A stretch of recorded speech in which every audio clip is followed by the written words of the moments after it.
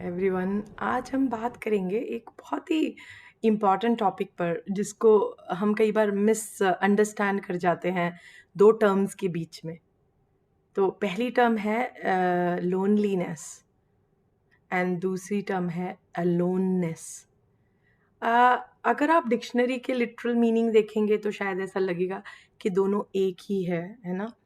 Loneliness माने अकेले रहना, अलोननेस माने अकेले रहना, लेकिन there is a huge difference between these two.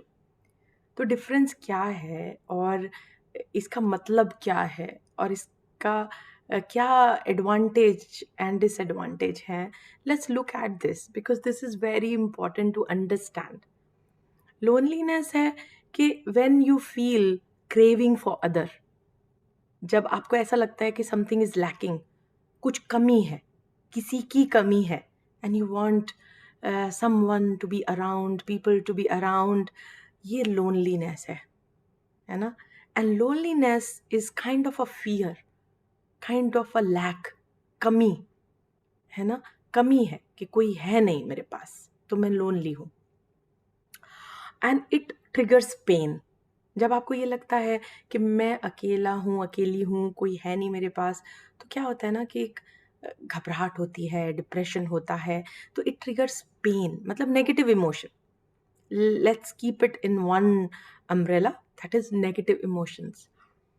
दूसरी चीज आती है अलोननेस, जिसे कई बार आई थिंक डिस्क्राइब किया जाता है कि एकांत, है ना, एकांत। तो अकेलापन और एकांत, इसमें बहुत डिफरेंस है। एकांत हुआ कि जब I am living with my self, I am exploring my self, I am enjoying my self, है ना। मेरी अपनी कंपनी को आई एम एंजॉइंग, और मैं उसको समझने की कोशिश कर रही हूँ या समझ गई हूँ या गया हूँ, वट एवर द केस में बी। मतलब इधर समझने की कोशिश कर रहा हूँ या फिर समझ गया हूँ, and hence I enjoy that, है ना।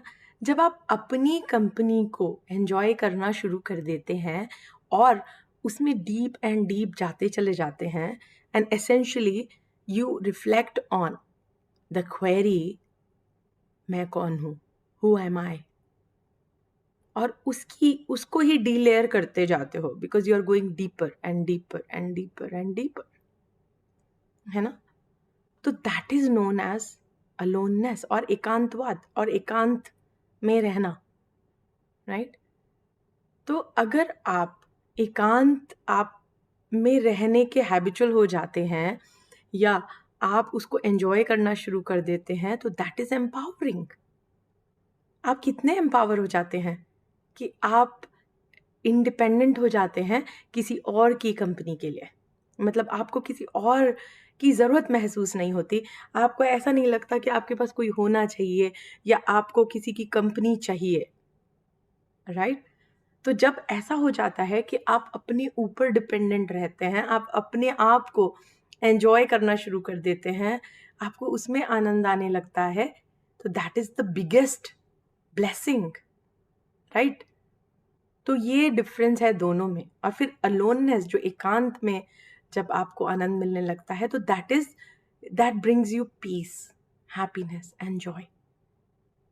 तो loneliness brings you pain, depression, negative emotions, and aloneness brings you peace, love, bliss, है ना। You feel blissful। और इसका मतलब ये नहीं है कि जो अलोननेस है या एकांत में रहना अच्छा लगने के कारण आप दोस्त नहीं बना सकते, आप फ्रेंड्स नहीं बना सकते, बल्कि मुझे तो ऐसा लगता है कि आप ही हैं, या जो लोगों को एकांत में रहना अच्छा लगता है वो ही हैं जो अच्छी फ्रेंडशिप्स बना सकते हैं, राइट। क्यों क्यों ऐसा कर सकते हैं वो? बिकॉज उनको कोई एक्सपेक्टेशन नहीं है आपसे, वो तो अपनी कंपनी एंजॉय करते हैं, दे लाइक देयर कंपनी, तो they don't have any expectations in return कि आपसे वो दोस्ती इसलिए करेंगे कि आपसे कुछ फायदा होगा, या all that kind of stupid reasons to make friends. तो once the friendship is based on all these bases, okay, we are not expecting anything from anyone. It is just we love to meet, we love to talk, and we love to part, and that's it. तो जब इस basis पर friendship होती है, and that's the best friendship, क्योंकि कोई expectation नहीं है, कोई रिवॉर्ड की उम्मीद नहीं है, and this is just two people meeting, sharing thoughts, enjoying together and just going away. तो कोई बॉन्डेज नहीं है, there is no bondage in between. क्योंकि ज़्यादा से ज़्यादा जो मुझे समझ में आता है, ज़्यादा से ज़्यादा जो इश्यूज़ का कारण होता है रिलेशनशिप में, दैट इज़ बॉन्डेज. जब एक बॉन्डेज क्रिएट हो जाता है दो लोगों के बीच में, एक्सपेक्टेशंस बढ़ जाती हैं because you are so close. तो जितना आप क्लोज आ जाते हो उतना ही चांसेस बढ़ जाते हैं कि आप पार्ट हो जाओगे, राइट? तो मुझे ऐसा लगता है कि ज़्यादा closeness with certain expectations, with some bondage, is the reason for sour relationships. Relationships में जो खट्टापन आ जाता है या फिर डिस्टेंसेस आ जाते हैं, इश्यूज हो जाता है. आपने देखा होगा कि जब रिलेशनशिप्स ज़्यादा क्लोज हो जाती हैं, जब लोग ज़्यादा क्लोज हो जाते हैं तो इश्यूज आती हैं. जब तक हम क्लोज नहीं होते, थोड़ा सा डिस्टेंस मेंटेन करके रखते हैं, तब तक सब ठीक ठाक चलता रहता है, because we don't interfere in each others boundary. हम बस मिलते हैं, बात करते हैं एंड एंजॉय करते हैं, हंसते बोलते हैं और अपना अपने अपने घर चले जाते हैं. बस जैसे जैसे हम क्लोज आने लगते हैं वैसे वैसे हमारी एक्सपेक्टेशंस एंड हमारी एक दूसरे के साथ अटैचमेंट बढ़ता जाता है, लिंकेज बढ़ती जाती हैं, बाउंडेशंस, सम बाउंड्रीज वी हम क्रॉस कर लेते हैं, एंड मतलब हम एक्सपेक्ट करने लगते हैं ऑल इन ऑल. तो उसी से क्या होता है, फिर प्रॉब्लम्स आने लग जाती हैं. तो जो लोग, going back to the topic, जो लोग एकांत में रहना पसंद करने लगते हैं या उनको अच्छा लगता है एकांत, तब क्या होता है कि they don't do this to others, क्योंकि उनको अपनी कंपनी अच्छी लगती है, उनको किसी की ज़रूरत महसूस ही नहीं होती, तो वो बाउंडेज भी नहीं क्रिएट करते, फोर्स नहीं करते, एक्सपेक्ट नहीं करते, तो they are the best friends also. तो ऐसा नहीं है कि जो लोग एकांत पसंद करते हैं वो सोशल नहीं होते, लेकिन वो हमेशा एक बैलेंस बना के रखते हैं. There is always a balance, and this whole universe is about balance.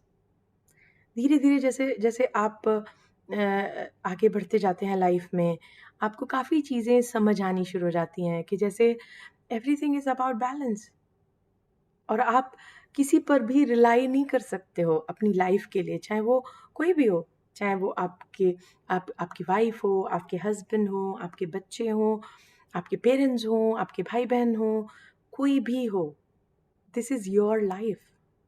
आपकी लाइफ को आपको ही जीना है, और आपकी लाइफ का जो पर्पस है वो आपको ही फुलफिल करना है. There is a purpose to your life. First of all आपको ये समझना है कि मेरी लाइफ का पर्पस क्या है. That's the fundamental question. और उसको समझने के बाद उसको अचीव करने के लिए आपको ही चलना है. हम लोग अकेले ही आते हैं ना, जन्म अकेले लेते हैं, और जब हम इस दुनिया से चले जाते हैं, जाने वाले होते हैं या मर जाते हैं, तो भी अकेले ही जाते हैं ना, कोई तो साथ नहीं जाता, जा ही नहीं सकता. तो क्या मैसेज है ये? इज़न्ट इट अ मैसेज कि आप अकेले ही हैं? You are individual. अकेले का मतलब है कि you are an individual with some specific qualities and traits. You are unique with a unique purpose. तो दूसरों पर डिपेंड होकर हम अपनी लाइफ के पर्पस को अचीव नहीं कर सकते हैं, और ना ही उसका एक्सपेक्टेशंस कर सकते हैं कि हमें हमें दूसरे से ये मिलेगा, ये करेंगे, वो करेंगे, because everyone is kind of looking to fill their cup. Everyone is with either empty or half filled cup, looking towards others to fill their cup. सभी बेगर्स की तरह बस चले जा रहे हैं कि कोई तो मेरा कप फिल करेगा, तो कौन किसका करेगा?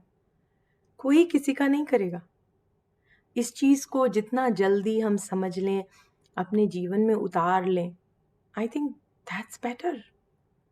लेकिन होता क्या है कि जैसे जैसे हम लाइफ के पड़ाव में आगे बढ़ते हैं ना, तो ये सब जिंदगी ही हमें सिखाती है।